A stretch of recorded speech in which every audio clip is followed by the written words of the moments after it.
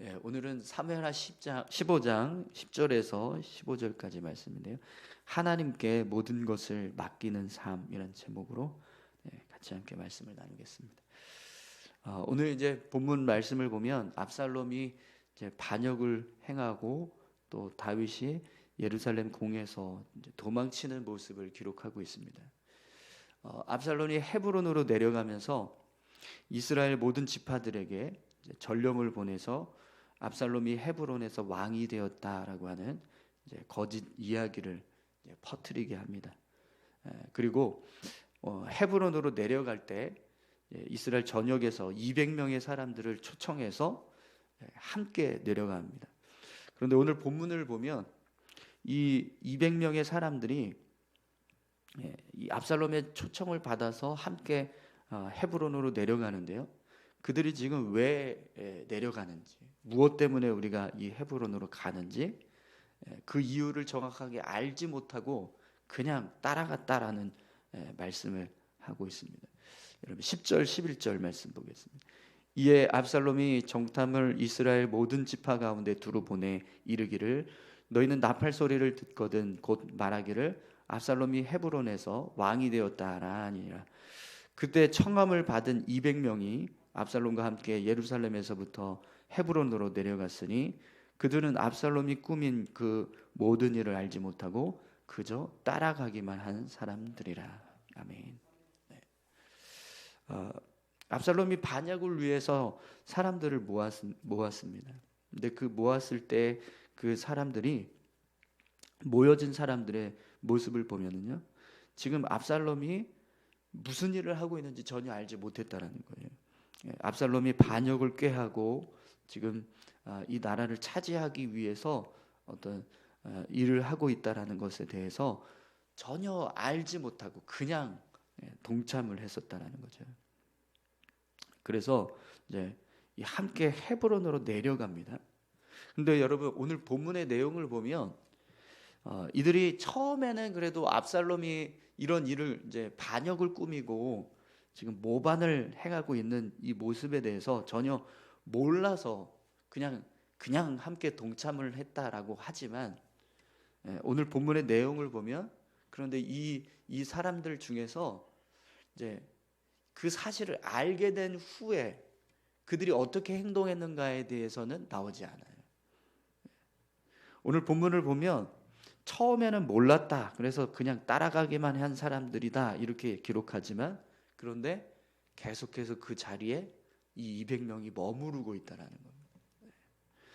지금 압살롬이 행하고 있는 일이 반역을 행하는 것이고 이것이 하나님 앞에서 기뻐할 수 없는, 하나님이 기뻐하실 수 있는 일이 아니라는 것을 알았다면 그 다음에는 어떻게 해야 될까요? 사실은 압살롬으로부터 이탈하는 사람들의 모습이 나와야 돼요. 그런데 오늘 본문의 내용을 보면 그런 모습이 전혀 나오지 않습니다. 그러니까 이 200명이 처음에는 모르고 함께 이 압살롬과 머물고 있었지만 그러나 나중에는 알면서도 그 자리에 계속 머무르고 있었다는 거죠. 그러면 이것은 무엇을 여러분 의미할까요? 처음에 이들이 압살롬의 계획을 몰랐었다라고 해도 그 다음에 알고 난 이후부터는 그들도 스스로 그 자리에 동참하고 있다는 것을 알 수 있습니다. 여러분 그러면 지금 이 압살롬이 행하고 있는 이 모습은요, 하나님이 보실 때 어떤 모습일까요? 분명히 하나님이 기뻐하시지 않는 모습입니다. 인간 스스로 이스라엘의 왕이 되기 위해서 어떤 일을 행하는 모습은요, 분명히 하나님 보시기에 악할 수밖에 없어요. 그러면 처음에 이 압살롬이 행한 일이 무엇인지 알지 못하고 압살롬과 함께 동행을 했다라고 하더라도 나중에 이 압살롬이 어떤 일을 행하는지 알면서도 그 자리에서 떠나지 않고 거기에 계속 머무르고 있다면 그들은 하나님 보실 때 어떻게 보실까요? 똑같이 악하게 보실 겁니다. 그죠? 오늘 본문을 보면은요, 이 200명의 사람은 그래도 처음에는 모르고 그 자리에 동참을 했었어요. 그런데 어떤 사람은 알면서 스스로 그 일에 동참하는 사람도 있습니다. 여러분 12절 말씀을 한번 보시겠어요? 제사 드릴 때에 압살롬이 사람을 보내 다윗의 모사 길로 사람 아히도벨을 그의 성읍 길로에서 정하여 온지라. 반역하는 일이 커가매 압살롬에게 돌아오는 백성이 많은지라. 아멘. 네. 압살롬이요 이 헤브론에 내려가서 제사를 드리면서 길로 사람 아히도벨을 초청을 합니다. 그런데 이 아히도벨이 같이 함께 이 압살롬의 무리에 함께 합류하는 모습을 기록하고 있어요. 분명히 이 아히도벨은요 지금 이 압살롬이 어떤 일을 하고 있는지 다 알면서 그 자리에 함께 하고 있는 거예요. 그럼 여러분 모르고 그 자리에 동참을 했든 알면서 그 자리에 동참을 했든 지금 압살롬이 행하고 있는 이 일은 하나님 앞에서 어떤 모습이 됩니까? 악한 모습이 됩니다. 그러면 그 자리에 함께 하고 있는 사람들도 결국에는요 악한 사람이 되는 거예요. 여러분 우리가 어디에 속해서 사느냐가요 그래서 중요합니다. 내가 속해 있는 무리가 내가 속해 있는 공동체가 어떤 일을 하고 있느냐, 내가 그걸 정확하게 모르고 있든 알면서 동참을 하고 있든 그 모습이 만약 하나님 앞에서 악한 모습이 된다면 내가 그 자리에 함께 있는 것만으로도 우리 스스로도 악한 자가 될 수 있다는 걸 오늘 본문을 통해서 알 수 있습니다. 여러분 오늘 저와 여러분들이요 하나님이 기뻐하시는 무리에 속할 수 있기를 소망합니다. 우리가 함께하고 있는 이 공동체가 하나님이 기뻐하시는 공동체가 되고 또 우리가 행하고 있는 그 모든 일들이 하나님이 기뻐하시는 일을 이루는 그런 삶이 되어야 할 줄로 믿습니다. 안타깝게도 지금 이 압살롬의 무리들 그리고 그들과 함께하고 있는 이 사람들은요 하나님 보시기에 악한 자들의 모습이 되고 있어요. 네, 여러분 특히 이 아히도벨 같은 사람은 알면서 그 자리를 지금 동참하고 있는 거잖아요. 우리 시편 1편에 보면 우리가 너무나 잘 아는 말씀 있죠. 복 있는 사람은 악인들의 꾀를 따르지 아니하며 죄인들의 길에 서지 아니하며 오만한 자들의 자리에 앉지 아니한 거라고 말씀합니다. 근데 지금 이 아히도벨은 복이 없는 사람이에요. 악인들의 꾀를 따르는 일을 지금 행하고 있고 죄인들의 길에 서고 있고 오만한 자들의 자리에 함께 앉고 있는 겁니다. 여러분 불의하고 악한 일에 동참하는 것은요 복 없는 사람들의 모습인 거예요. 오늘 저와 여러분들이 복 있는 사람 되시기를 소망합니다. 하나님께서 보실 때 선하지 않은 것 그리고 하나님이 절대로 용납하시지 않는 곳 그곳으로 우리의 발걸음이 옮겨지는 일이 없어야 될 줄로 믿습니다. 오늘 저와 여러분들의 삶이요 복 있는 삶을 살 수 있기를 소망합니다. 이렇게 지금 이제 압살롬의 반역이 점점 더 견고해져 갑니다. 구체화되어져 가요. 근데 그 소식이 이제 다윗 왕에게 전달됩니다. 13절에서 15절까지 말씀 보겠습니다. 전령이 다윗에게 와서 말하되 이스라엘의 인심이 다 압살롬에게로 돌아갔나이다 한지라. 다윗이 예루살렘에 함께 있는 그의 모든 신하들에게 이르되 일어나 도망하자. 그렇지 아니하면 우리 중 한 사람도 압살롬에게서 피하지 못하리라. 빨리 가자. 두렵건대 그가 우리를 급히 따라와 우리를 해하고 칼날로 성읍을 칠까 하노라. 왕의 신하들이 왕께 아뢰되 이르되 우리 주 왕께서 하고자 하시는 대로 우리가 행하리이다. 보소서 당신의 종들이니이다 하더라. 아멘. 여러분 지금 이제 본문을 보면 전령들이 다윗에게 이 압살롬이 지금 헤브론에서 반역을 일으키고 이스라엘 백성들의 인심이 다 압살롬으로 돌아갔습니다라는 이야기를 해요. 그런데 여러분 그 이야기를 듣자마자 다윗이 어떻게 합니까? 우리가 빨리 도망가자 이렇게 해요. 우리가 이 궁에 머물러 있으면 압살롬으로부터 살아남지 못할 거다. 그러니까 빨리 도망치자. 이렇게 이야기를 해요. 여러분, 다윗은 백전노장의 왕입니다.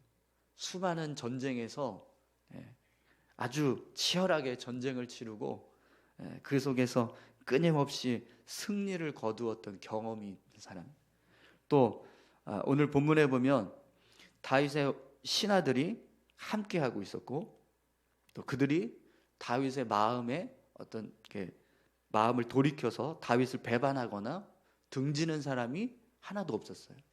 그대로 그동안 함께 전쟁에 나가서 싸우던 군사들, 장군들, 그들이 다 지금 이 다윗 왕과 함께 하고 있는 겁니다.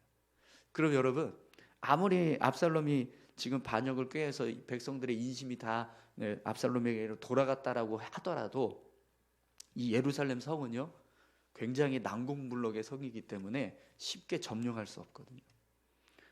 그러면 다윗은요, 우리가 끝까지 이 성에 남아서 한번 싸워보자, 어디 감히 반역을 일으키냐 이러면서 압살롬을 대적하고 압살롬의 어떤 그 반역을 진압하려고 하는 그런 모습을 보여주는 게 아니라 그냥 그 이야기를 듣는 순간 빨리 도망가자 이렇게 이야기해요. 왜 그랬을까요, 여러분? 사실은 다윗이라고 하면 충분히 도망치지 않고 이 상황들을 다 이렇게 정리할 수 있는 그런 능력이 충분히 있을 거라고 생각할 수 있습니다. 그런데 오늘 본문의 모습을 보면 전혀 그런 어떤 다윗의 용맹스러운 어떤 용기를 내는 그런 모습이 보이지 않아요. 왕의 신하들이 이렇게 이야기를 합니다. 오늘 본문을 보면 우리 주 왕께서 하고자 하시는 대로 우리가 행하리이다 이렇게 이야기해요. 이 말은요, 그냥 왕이 원하시는 대로 하십시오 이렇게 지금 하는 거거든요. 네, 여기에는 두 가지 의미가 있습니다. 하나는 우리는 왕과 함께 하겠습니다. 왕을 배반하지 않겠습니다. 그런데 지금 이 상황으로 봤을 때는요, 얼마든지 이들이 왕이시여 우리가 힘을 합치면 충분히 압살롬 제압할 수 있습니다. 압살롬의 무리가 아무리 많아도 우리에게도 여전히 많은 군사가 있고 우리를 따르는 사람들이 있습니다. 그러니 충분히 우리가 맞서서 싸울 수 있습니다. 이렇게 충분히 이야기할 수도 있는 거예요. 그런데 어느 누구도 그렇게 이야기하지도 않습니다. 그냥 우리가 왕이 원하시는 대로 하십시오 하고 그리고 도망가는 거예요. 그럼 여러분, 왜 이렇게 다윗이요, 압살롬이 이 반역을 꾀했다는 이야기를 듣자마자 그냥 이렇게 도망을 칠까요? 주석을 보면 몇 가지 이유를 드는데요. 첫 번째는 다윗이 같은 민족끼리 피를 흘리면서 싸우는 것을 막기 위해서 그랬다 이렇게 설명을 합니다. 그러니까 이스라엘 민족 안에서 서로 피를 흘리면서 싸우는 것, 이것이 하나님 보시기에 합당하지 못하니까. 그래서 다윗은 이스라엘 백성들을 생각해서 이스라엘 백성들의 헛된 피를 흘리는 것을 막기 위해서, 그래서 자기가 스스로 도망을 쳤다라는 거예요. 평소 다윗의 모습이라면 충분히 그럴 만합니다. 그죠? 다윗의 성품으로 봤을 때 백성들을 생각해서 내가 차라리 도망가는 게 백성들을 살리는 것이 낫지 않겠는가. 그래서 이제 성을 빠져나가서 도망을 치는 거죠. 또 하나의 해석은요, 이 일이 지금 어떤 일 때문에 시작된 일이죠? 자기 죄 때문이잖아요. 밧세바 사건 때문에 자기 죄에 의한 하나님의 징계의 결과입니다. 그래서 다윗이요, 그 징계에 순응하는 거예요. 하나님께서 자신을 치고 있는 그 상황들을 그대로 다 받아들이고 허용하고 있는 겁니다. 그러니까 하나님의 징계 앞에서도 내가 온전히 순종하겠습니다. 이렇게 지금 다윗이 섰다라는 거죠. 다윗의 평상시 모습이라면 충분히 이 모습도 설득력이 있는 모습입니다. 하나님께서 나를 치고 계시기 때문에 내가 그 치는 그 모든 상황을 그대로 다 받아들여요. 근데 여기서 내가 만약에 끝까지 이 왕의 자리를 고수하고 내가 이 왕궁을 지키고 또 압살롬과 싸우는 그 모습이 된다면 그건 결국에는 어떤 모습이 되는 거예요? 하나님이 징계하시는 그 상황을 다윗이 거부하는 상황이 되는 거잖아요. 그래서 다윗이 그냥 그대로 이 상황들을 순응해서 그렇게 이제 왕궁에서 떠나가는 이제 모습을 선택했다, 이렇게 이제 해석을 합니다. 그런데 저는 여기에 한 가지를 더 더하면 하나님께서 지금 이 다윗의 마음을 어떻게 하시냐면 두렵게 하고 계십니다. 하나님이 다윗에게 지혜를 부어주시지 않고 있고 또 하나님의 평강을 부어주시지 않습니다. 앞에서 있었던 지금 이 모든 상황들이 하나님께서 다윗을 징계하시기 위한 결과라는 걸 우리가 볼 때 지금 하나님은요, 단지 이 상황, 이런 압살롬을 통해서 반역을 일으키는 상황만 행하고 계신 게 아니라 다윗의 마음에 있는 지혜와 또 평안함을 다 사라지게 하셨다는 거예요. 그러니까 다윗이요, 그냥 두려워하는 마음으로 가득 차게 되고 또 이런 모든 상황들을 지혜롭게 판단해서 이걸 대처할 수 있는 그런 지혜가 완전히 다 사라져 있는 상태라는 거죠. 하나님께서 다윗을 향한 은혜를 지금 이렇게 거두고 계시는 거예요. 그래서 그 고난의 상황들을 완전히 다윗이 그냥 스스로 자기 힘으로 막닥뜨리게끔 그렇게 하고 계신다는 거죠. 그랬을 때 여러분, 그 모습은요, 이렇게 다윗처럼 두려움에 사로잡힐 수밖에 없고 또 모든 것을 그냥 절망할 수밖에 없는 그런 연약한 인간의 모습을 보여주고 있는 겁니다. 하나님의 은혜가 사라진, 하나님의 지혜가 사라진 다윗은 그냥 평범한 인간인 거예요. 그리고 이런 고난의 상황이 닥쳤을 때 무기력할 수밖에 없고 연약할 수밖에 없는 모습을 보여주고 있다는 거죠. 여러분, 우리도 마찬가지인 것 같습니다. 우리가 이 땅에서 아무리 뭐 지위가 높고 또 뭐 재물이 많고 또 어떤 사람들로부터 많은 인정을 받는 삶을 살아가고 있다 할지라도 그 속에 하나님의 지혜와 은혜가 없으면 그냥 평범한 인간일 뿐입니다. 그리고 얼마든지 우리 삶이 흔들릴 수 있고 무너질 수 있는 연약한 자라는 거예요. 하나님께서 우리와 함께 하셔야 우리의 삶이 평안하고 안전할 수 있다는 것을 아마 다윗은 이 모든 상황을 통해서 아주 뼛속 깊이 깨닫게 되었을 겁니다. 여러분, 그러면 이런 상황이 벌어졌을 때 어떻게 해야 될까요? 오늘 다윗의 모습은요, 그냥 겸손히 모든 것 앞에 낮아져서 자신이 하고자 하는, 자신이 가지고 있는 힘을 막 쓰고 어떻게 해서든지 대항을 하고 이걸 막아내기 위해서 힘쓰는 게 아니고요, 그냥 하나님의 뜻에 순종하는 것. 오늘 저와 여러분들도 우리가 믿음의 삶을 살아가는 모습은요, 고난 속에서도 겸손히 하나님 앞에 서는 겁니다. 그리고 하나님께서 행하시는 일들 속에서 무엇을 우리에게 가르치시길 원하는가, 그걸 생각하면서 하나님을 의지하는 거죠.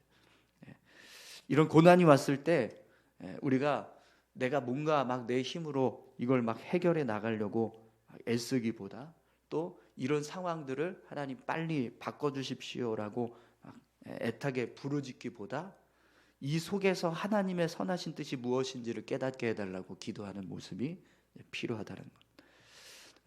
그래서 지금 다윗은요, 압살롬과 대항하는 것을 포기합니다. 그걸 선택하지 않고 궁에서 도망치는 것을 선택하고 있는, 이 상황을 자신의 힘으로 막아보려고 하는 어떤 시도도 하지 않고 하나님께서 어떻게 일하실까, 그걸 보기 위해서 모든 걸 하나님께 맡겨드리는 지금 모습을 보여주고 있는 겁니다. 여러분, 오늘 우리의 삶이 그렇게 하나님의 손에 온전히 다 맡겨드려지는 그런 믿음의 삶이 되었으면 좋겠습니다. 우리가 열심히 무언가를 이루기 위해서 힘쓰고 애쓰는 모습도 필요하지만 때로는요 정말 하나님께 모든 걸 맡겨드리고 하나님의 은혜를 구하면서 나아갈 때가 필요합니다. 오늘 지금 이제 다윗은 지금 그런 상황을 겪고 있는 거예요.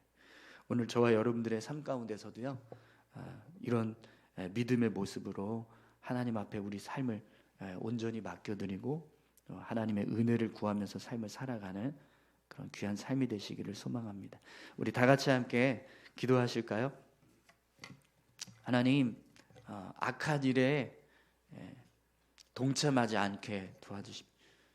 우리가 처해 있는 어떤 무리나 공동체가 악한 일을 행하였을 때, 악한 모습으로 설 때 그 자리에 그냥 머무르지 않게 하시고 그곳을 떠나갈 수 있게 도와주십시오.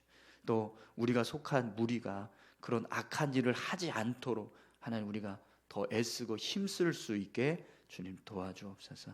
다윗처럼 하나님 어떤 고난이나 어려운 상황이 왔을 때 그 속에 하나님의 선하신 뜻이 무엇인지를 깨달을 수 있도록 하나님의 은혜를 구하고 내 힘으로 문제를 해결해 나가려고 하기보다 하나님께 모든 걸 맡겨드리고 하나님의 뜻을 구하면서 나아갈 수 있는 믿음의 삶을 살아갈 수 있게 해달라고 우리 같이 함께 다 같이 기도하시겠습니다. 함께 기도하겠습니다. 하나님 아버지 감사합니다. 하나님 우리 삶을 온전히 주님께 맡겨드리기 원합니다. 우리가 걸어가는 길, 우리가 행하는 모든 삶이